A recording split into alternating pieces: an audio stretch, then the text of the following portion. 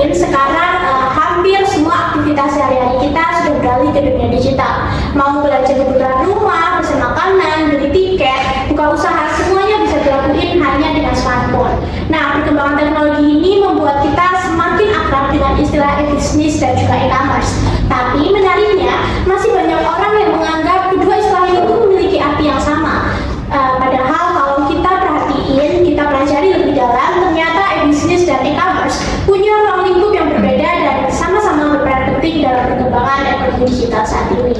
Nah, di podcast kita kali ini, kita membahas mulai dari pengertian, manfaat, tantangan, hingga gimana perkembangan e-bisnis dan e-commerce di Indonesia.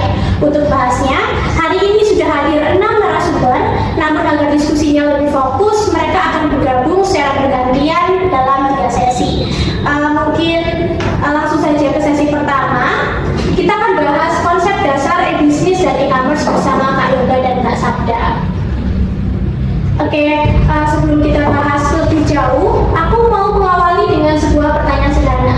Kalau misalnya aku belanja baju di online shop, apakah itu sudah termasuk e-bisnis atau sebenarnya itu hanyalah e-commerce? Nah, mungkin masih banyak yang bingung soal ini. Mungkin Kak Yoga boleh jelasin sebenarnya apa sih itu e-bisnis? Tentu, menurut saya secara sederhana, e-bisnis adalah kegiatan bisnis yang dilakukan menggunakan teknologi digital dan internet.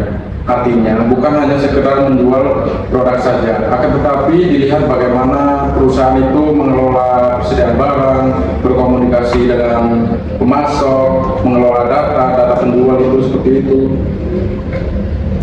Berarti bisa dibilang teknologi itu digunakan hampir di semua kegiatan perusahaan ya, jadi nggak cuma ketika produknya itu dijual ke konsumen saja. Iya, betul sekali. Nah, kalau gitu sekarang gimana dengan e-commerce? Mungkin Kak Sabda bisa jelasin sekaligus kasih tahu apa sih perbedaannya sama e-bisnis. Baik, mungkin saya akan menjelaskan sedikit perbedaannya.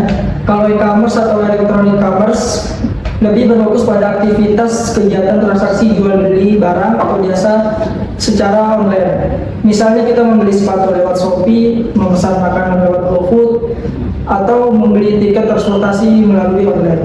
Semua aktivitas ini termasuk kegiatan e-commerce karena inti kegiatannya adalah transaksi antara penjual dan pembeli. Sedangkan ketika perusahaan mengelola stok barang secara digital, lalu menggunakan aplikasi untuk mencatat penjualan, melakukan promosi melalui media sosial, atau bisa saja menganalisis kebiasaan pelanggan, itu sudah termasuk kegiatan dari e-bisnis.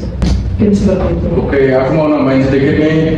Sebenarnya hubungan keduanya itu cukup sederhana. Kalau diibaratkan perusahaan seperti restoran, e-commerce itu seperti pelanggan yang datang untuk membeli makanan. Dan sedangkan e-bisnis adalah seluruh aktivitas yang dilakukan oleh perusahaan restoran tersebut, di mana dia menyediakan dan membeli bahan baku seperti mengecek stok barang di gudang, melakukan pemasaran secara online, dan lain-lain. Kayak analoginya menarik banget. Berarti sekarang kita bisa memahami bahwa e-commerce termasuk ke dalam e-bisnis, tapi nggak semua e-bisnis itu masuk e-commerce. Betul, makanya banyak perusahaan-perusahaan besar tidak hanya fokus untuk meningkatkan penjualan secara online, tapi juga memanfaatkan teknologi untuk membuat suatu proses bisnis yang menjadi lebih efisien seperti itu. Nah, itu seringkali yang mungkin kita sebagai konsumen tidak sadari. Nah, kita mungkin hanya melihat proses belanjanya aja, namun padahal di balik itu ada banyak sistem digital yang lagi bekerja. Nah, setelah memahami konsep dasarnya, sekarang muncul pertanyaan berikutnya. Sebenarnya apa keuntungan yang diperoleh perusahaan ketika menerapkan e-bisnis dan e-commerce? Apakah benar semua bisnis harus beralih ke digital? Nah, pertanyaan ini akan kita bahas di next sesi bersama Kak Revi dan juga Kak Dewi. Kalau Kak Revi dan juga Kak Dewi, tadi kita udah memahami bahwa e-commerce merupakan bagian dari e-bisnis. Dan ternyata di balik satu transaksi online aja itu udah banyak proses digital yang bekerja.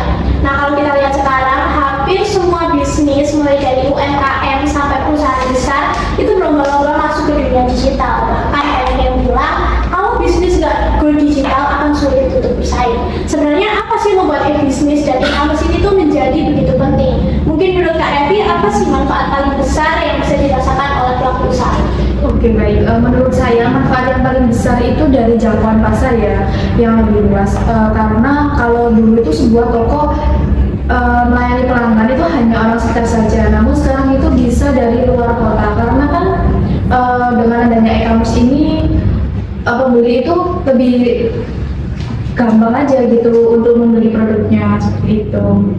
Selain itu biaya operasionalnya juga lebih efisien, sehingga pelaku usaha itu tidak akan menyewa tempat atau membuat tempat produksi itu sendiri, sehingga dapat melakukan usaha itu di dalam rumah seperti itu. Oke, berarti teknologi itu bukan hanya mempermudah pelanggan, tapi juga membantu pelaku usaha buat membangun bisnisnya dengan biaya yang lebih hemat ya. Oke, betul sekali. Bahkan sekarang itu banyak UMKM yang berkembang di Kota Malang itu dengan menggunakan platform e-commerce. Oke, menarik banget. Nah, mungkin kita ke Kak Dewi. Kalau misalnya dari sisi konsumen sendiri, apa sih keuntungan yang paling dirasakan dari perkembangannya e-bisnis dan e-commerce ini? Kalau dilihat dari konsumen, yang paling terasa itu adalah kecepatan dan kemudahannya. Sekarang kita nggak perlu keliling toko untuk mencari harga yang paling murah.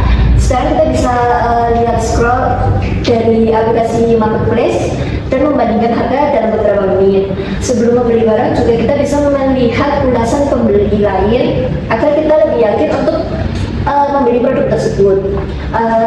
Terus soal pembayaran juga semakin praktis karena kita sekarang bisa memakai m-banking, dompet digital atau enggak QRIS. Oke, aku setuju. Bahkan sekarang itu perusahaan juga bisa memanfaatkan data pelanggan untuk memahami kebutuhan pelanggan atau konsumennya. Misalnya ketika kita ingin mencari produk olahraga nah aplikasi belanja itu biasanya akan merekomendasikan produk-produk yang sejenis sehingga seperti dikenal sebagai personalisasi dan pemasaran.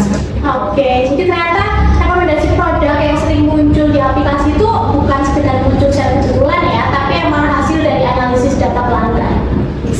Ya benar, namun di balik semua ini tentu ada juga beberapa tantangan, misalnya persaingan bisnis yang semakin ketat karena hampir semua orang bisa membuka toko online. Selain itu, perusahaan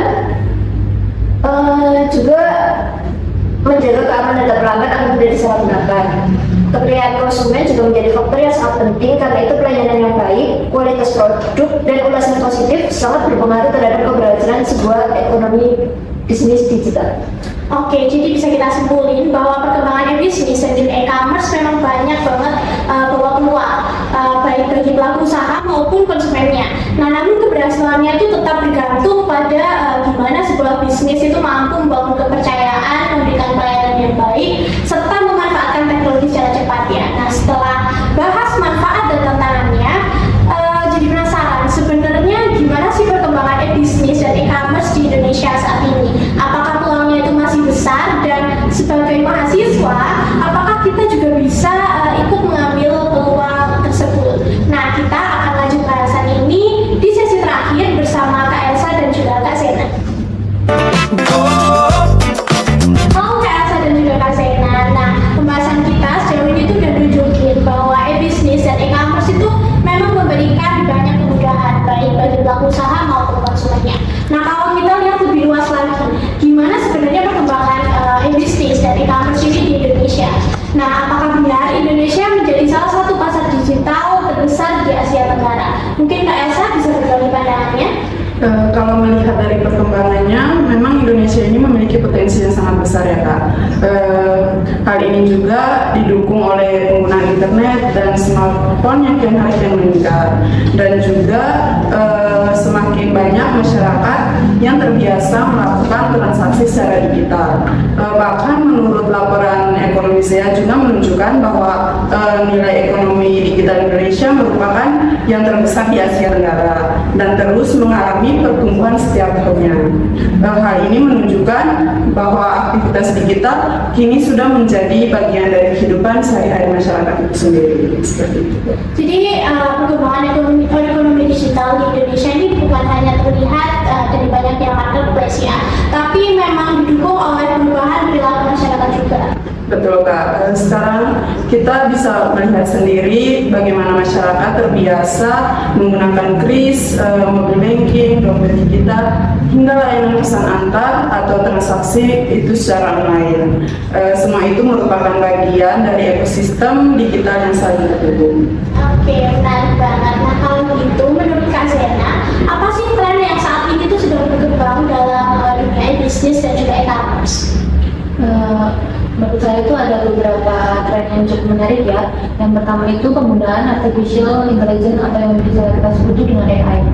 Sekarang tuh banyak banget perusahaan yang menggunakan AI itu dalam bentuk chatbot. Jadi untuk melayani pelanggan selama 24 jam, memberikan rekomendasi produk sesuai minat konsumen dan juga bisa membantu menganalisis data penjualan.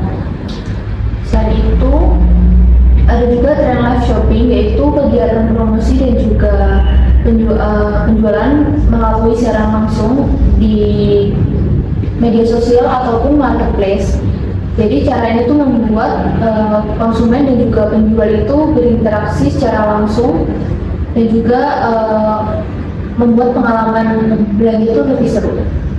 Aku juga mau menambahkan sedikit ya Kak. Selain AI dan live shopping, sekarang perusahaan itu mulai memanfaatkan big data untuk memahami perilaku konsumen. Misalnya ketika kita sering mencari atau membeli produk tertentu, sistem itu akan mempelajari kebiasaan tersebut dan memberikan rekomendasi yang lebih sesuai. Jadi teknologi sekarang tidak hanya membantu proses transaksi, tetapi juga membantu perusahaan mengambil keputusan bisnisnya.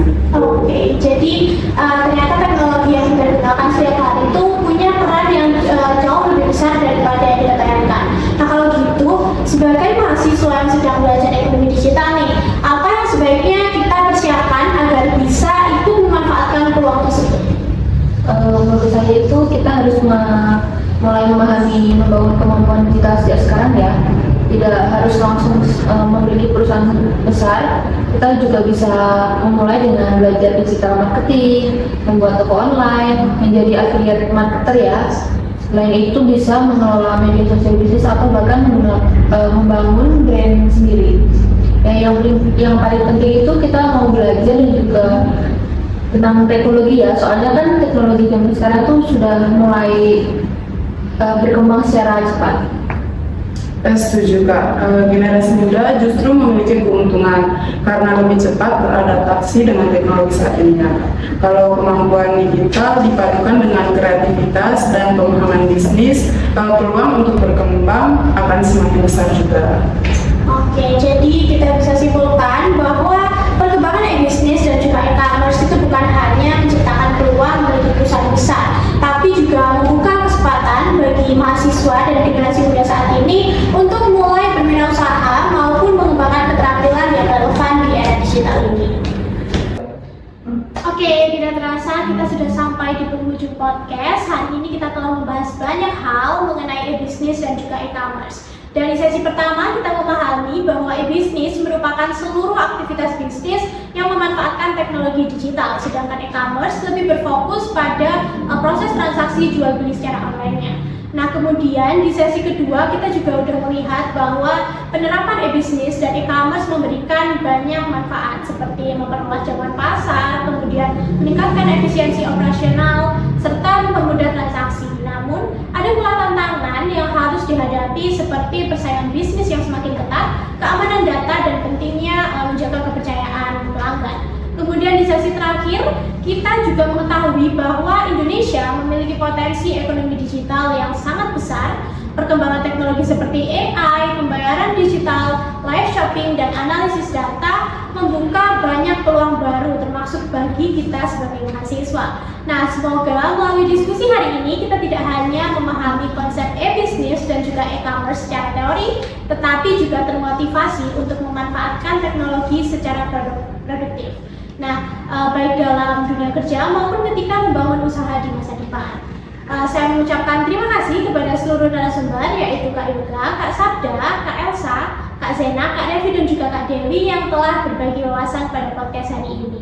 Dan tentunya terima kasih juga kepada teman-teman yang telah menyimak podcast ini dari awal hingga akhir. Saya Revi Angelista beserta seluruh narasumber pamit undur diri. Sampai jumpa di podcast berikutnya, tetap semangat belajar dan terus ikuti perkembangan ekonomi digital. Terima kasih.